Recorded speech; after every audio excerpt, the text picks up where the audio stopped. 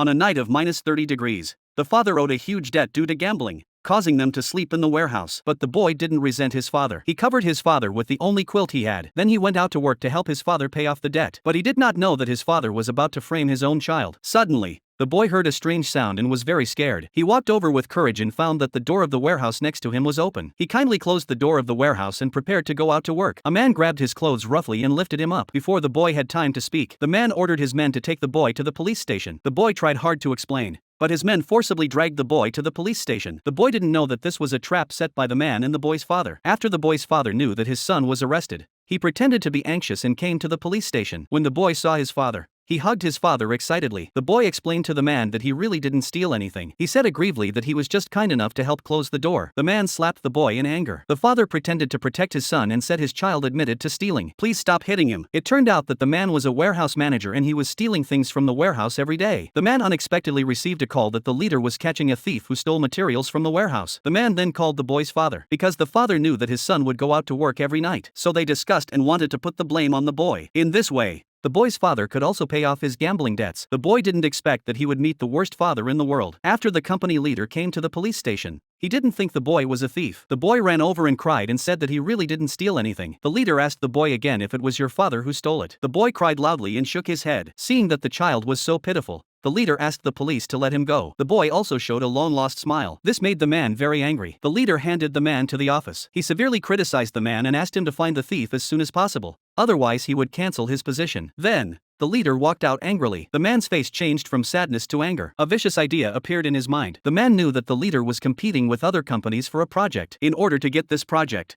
the leader spent all his money to buy a secret material. If he stole this batch of secret materials to the rival company, it would bankrupt the leader's company. The next day, the man pretended to be fine and went to work. He deliberately asked the leader where the materials were. The leader would not tell him so easily. The meticulous man secretly watched the surveillance. He observed the lip shape of the leader and his subordinates in the surveillance. He found the location of the batch of materials through the lip shape of his subordinates. He saw the opportunity for success. Soon, the time came for the handover of materials. The man came to the warehouse and lied that his boss asked him to come and install surveillance. Then, he bought a lot of wine and food. He also deliberately called the warehouse security to drink with him. At night, everyone was drunk and fell asleep, and there was no one in the warehouse. He opened the truck with secret materials, which was full of valuable pine wood. The next day, the president found that all his pine wood was missing. He fainted in anger and went to the hospital. A proud smile appeared on the man's face after seeing it. It turned out that the boy saw the man stealing pine wood in the middle of the night. This is why the man wanted to frame the boy.